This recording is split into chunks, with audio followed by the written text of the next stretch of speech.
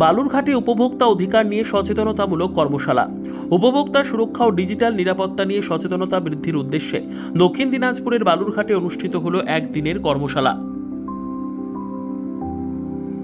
ও পণ্য প্রদর্শনী। 3 ও 4 জুলাই এই কর্মসূচি অনুষ্ঠিত হয় রাজ্যের উপভোক্তা বিষয়ক দপ্তর এবং বিআইএস যৌথ উদ্যোগে। এই কর্মসূচিতে ডিজিটাল প্রতারণা প্রতিরোধ, ই-কমার্স, বিভ্রান্তিকর বিজ্ঞাপন এবং গ্রাহক অভিযোগ নিষ্পত্তির ওপর বিশেষ গুরুত্ব দেওয়া হয়। উপস্থিত ছিলেন রাজ্যের উপভোক্তা বিষয়ক মন্ত্রী বিপ্লব মিত্র সহ প্রশাসনের উচ্চ আধিকারিক, জেলা পরিষদের সভাধিপতি, জেলার 3টি পৌরসভার চেয়ারম্যান এবং অন্যান্যরা। মন্ত্রী বিপ্লব মিত্র বলেন, ডিজিটাল লেনদেন বাড়ার সঙ্গে সঙ্গে প্রতারণার ঘটনাও বেড়েছে। সাধারণ মানুষকে সচেতন করাই আমাদের মূল লক্ষ্য। জেলাশাসক বিজেন কৃষ্ণা জানান, উপভোক্তা সুরক্ষা আইনের ফলে গ্রাহক স্বার্থ রক্ষা আরও সুসংহত হয়েছে। জেলার স্কুল কলেজে ইতিমধ্যে 90টির বেশি ভোক্তা ক্লাব গঠিত হয়েছে। কর্মশালায় বিআইএস কেয়ার অ্যাপ সহ বিভিন্ন সহায়ক টুলও প্রদর্শিত হয়।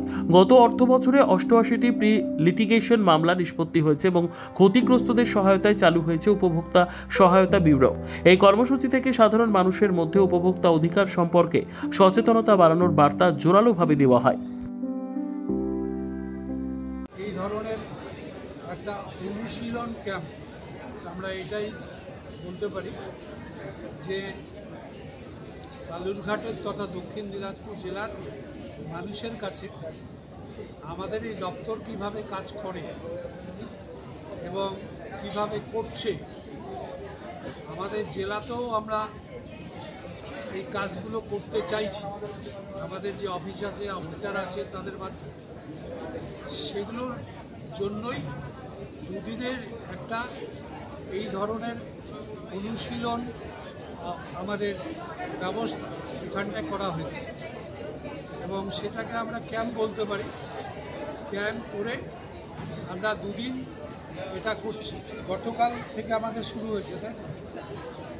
গতকাল থেকে আমাদের এটা শুরু হয়েছে এবং গতকাল আমাদের এটা নিয়ে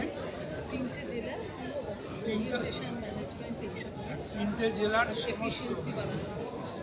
জেলার আমাদের যারা অফিসার আছেন, কর্মী আছেন ডিপার্টমেন্টে, উত্তর, দক্ষিণ এবং মালদা, তাদের মধ্যে একটা আপনার একদিকে সমন্বয়, অপরদিকে আমাদের তাদের আরও বেশি করে গোটা ব্যাপারটাকে সেখানটায় মানুষের কাছে যেতে যে কীভাবে তুলে ধরা যায় সেটা নিয়ে একটা প্রশিক্ষণ। ব্যুরো রিপোর্ট, উত্তর বাংলা সংবাদ।